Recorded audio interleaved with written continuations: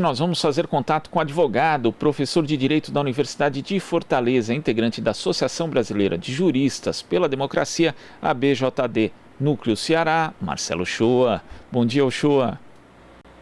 Bom dia, Glauco. É sempre uma felicidade falar com você aqui no nosso Jornal Brasil Atual. Bom dia a todos que nos assistem e nos escutam. Felicidade é nossa, Shoa.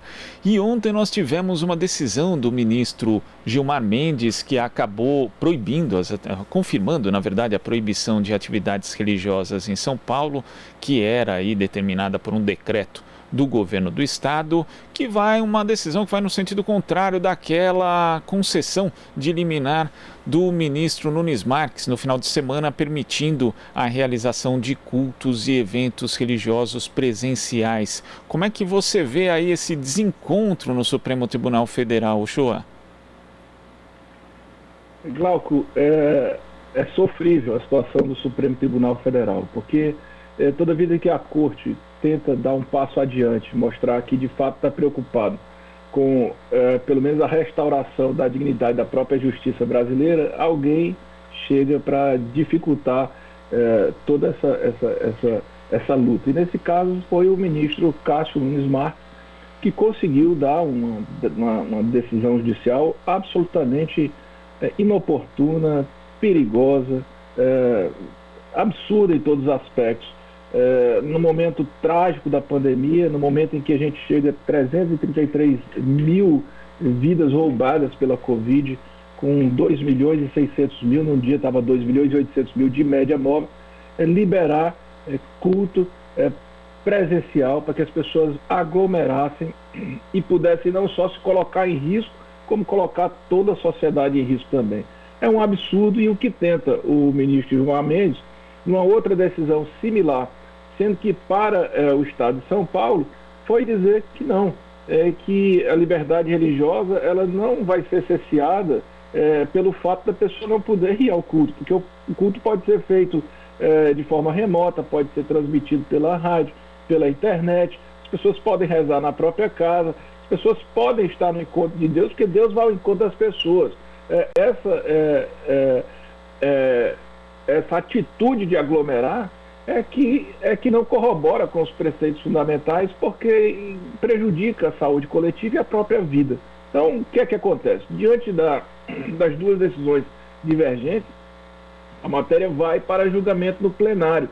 Mas eu quero acreditar, Glauco, que o plenário do STF vá, inclusive, mantendo a linha que o STF já tem tomado ao longo desses meses com relação à pandemia, que vá dar a cobertura à decisão do Gilmar Mendes, evitando a aglomeração, porque não é possível que seja diferente. É uma questão, não é só de justiça, é de razoabilidade. Você não pode dar uma decisão que põe em risco a vida da coletividade, a vida das próprias pessoas, a revelia do que vem dizendo todas as entidades médicas, todas as recomendações de saúde e a revelia do que vem sendo feito nos outros países.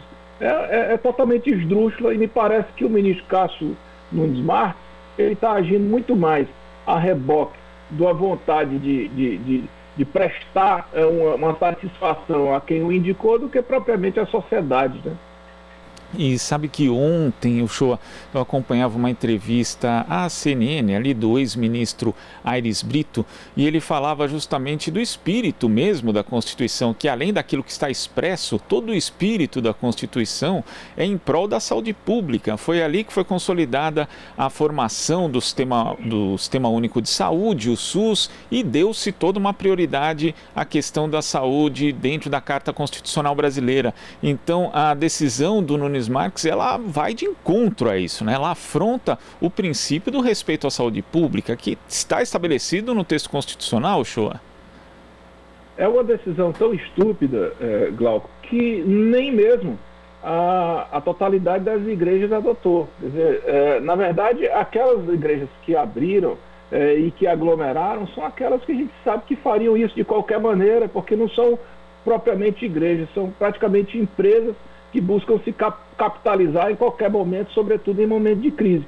As igrejas que têm consciência, que têm sacerdotes ou líderes religiosos que se preocupam com os seus fiéis, jamais tomariam uma decisão dessa. que é como eu digo, é claro que é contra a Constituição, não tem dúvida, mas é contra o bom senso, né? É contra qualquer tentativa de salvar a vida humana. É negacionismo, né, Glauco? É uma espécie de negacionismo com hipocrisia, porque não basta dizer que eles estão negando, porque é como se eles não soubessem. Eles sabem que estão negando, sabem que estão colocando as pessoas em risco, e o lamentável disso tudo, Glauco, é que a gente tem que chegar com essa matéria lá no Supremo Tribunal Federal. Quer dizer, a gente continua precisando judicializar as matérias mais comezinhas, mais simples, mais facilmente resolvíveis através da boa-fé das pessoas. É triste essa situação, mas já virou uma espécie de rotina na Suprema Corte que nos deixa todos aflitos, porque a gente precisa de segurança jurídica, até para pensar no futuro, para acreditar, caminhar de forma decente nesse país. E o Uchoa, como você avalia a postura do ministro Nunes Marques, que ali no julgamento da suspeição do ex-juiz Sérgio Moro já havia se comportado ali com uma postura bem antigarantista, o que seria em tese a sua orientação, e agora volta a tomar uma decisão aí muito frágil, inclusive do ponto de vista jurídico, segundo muitos analistas. Como é que você vê esse comportamento dele ali? Ele é uma espécie de líder do governo na corte? É mais ou menos isso, só que eu acho que até para ser líder você tem que manter a sua dignidade, sabe? Você tem que ser respeitável. O que faz o ministro Nunes Marques é inacreditavelmente se colocar ao serviço, né? Mais pueril, de uma forma tão exposta, que daqui a pouco ninguém na corte respeita mais. Não há dúvida de que nessa decisão de quarta-feira ele vai escutar novamente o que escutou por outras palavras, porque as questões eram outras na ação da suspeição. Quer dizer, quanto mais decisão esdrúxula você der, mais o retorno será na igual medida. Então, como é que você pode querer ser respeitado dessa maneira, né?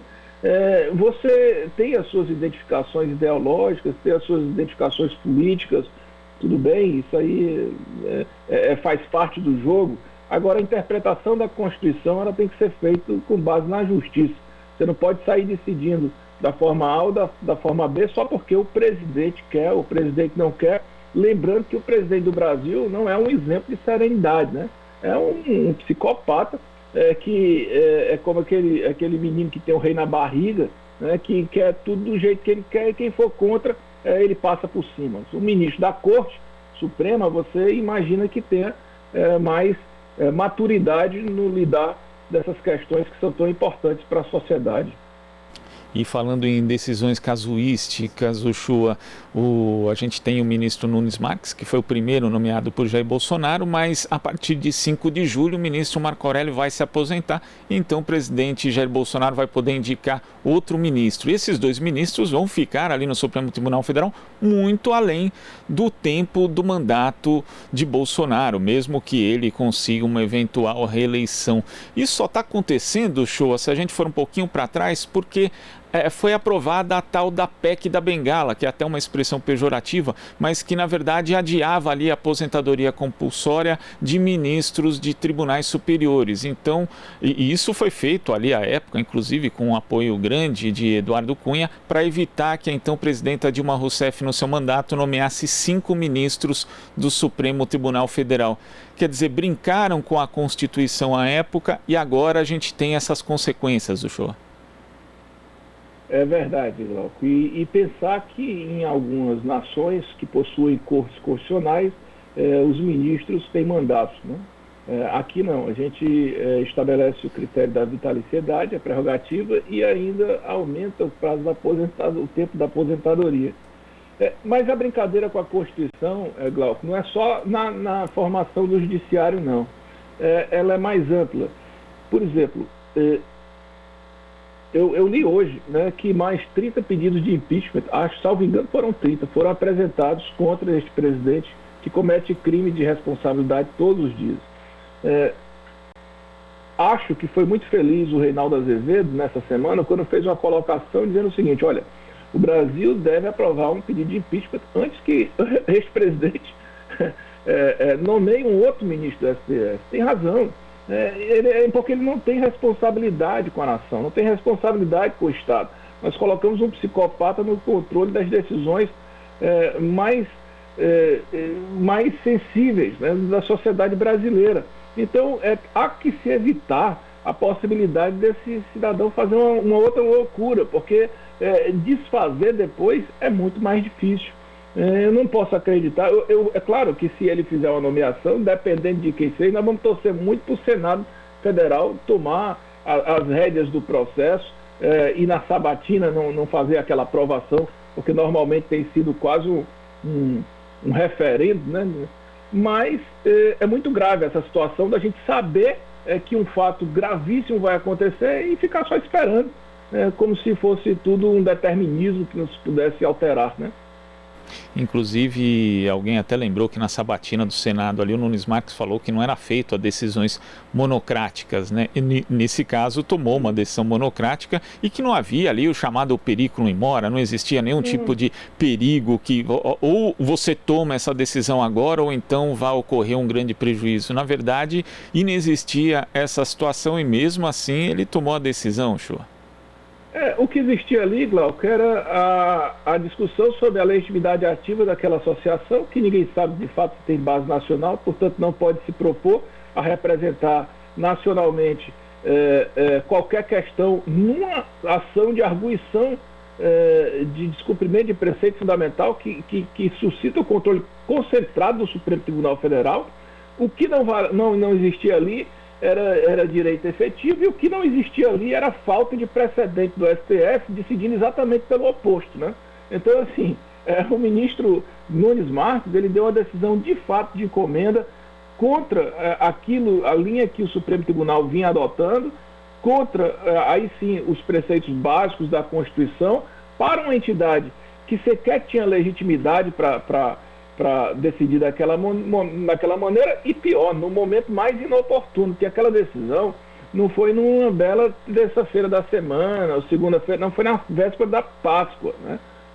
Que é muito simbólico, que é um interesse de aglomeração. E você viu pelas reportagens de imprensa que saíram no dia, que certas igrejas juntaram milhares de pessoas.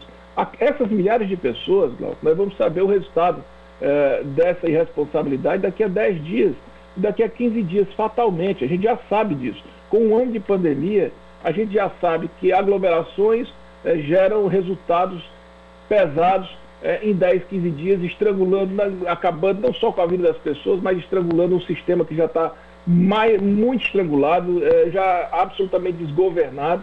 Então, é muita irresponsabilidade do ministro Nunes Marques. Eu lamento que uma pessoa se proponha a passar tanta vergonha como esse ministro está passando, tudo para satisfazer aquele que o indicou, né? Que, na verdade, um ministro do STF tem suas prerrogativas exatamente para não precisar fazer isso. Ele tem a vitaliciedade, ele tem toda a liberdade para isso, mas ele não precisa ficar determinando coisas que são absolutamente insensatas e ilegais, inconstitucionais.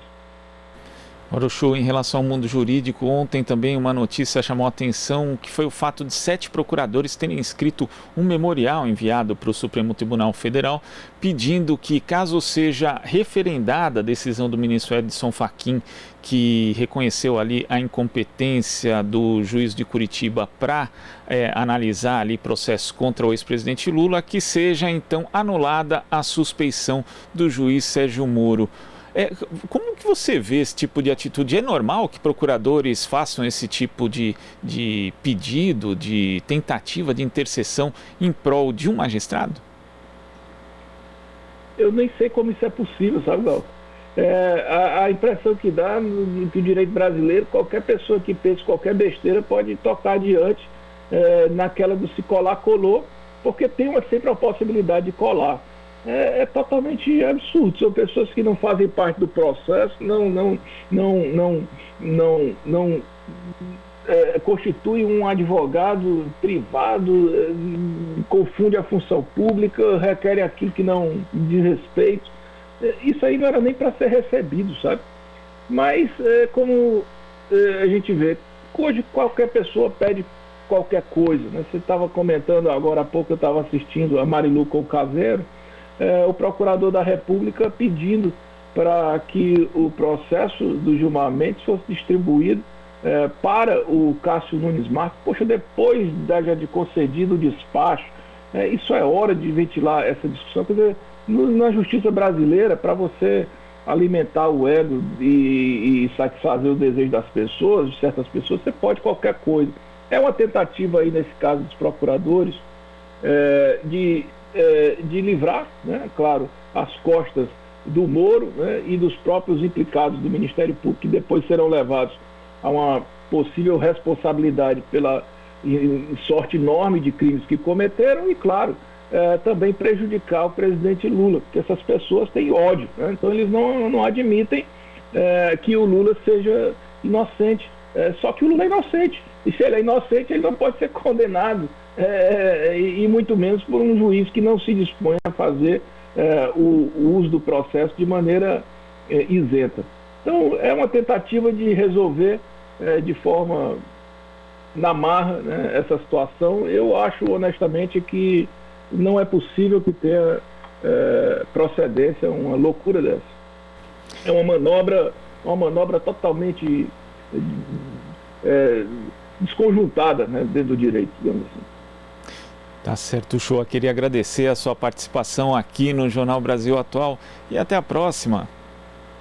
Glauco, receba aqui, ainda com um pouco de atraso, os votos do Ceará de Feliz Páscoa para você, para Marilu, para Terlânia, para todos. Eu já estava com saudade. Igualmente, Uchoa. Em breve a gente conversa de novo aqui. Muito bem.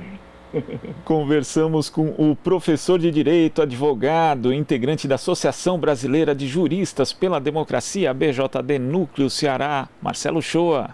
Você está ouvindo Jornal Brasil Atual. As notícias que os outros não dão.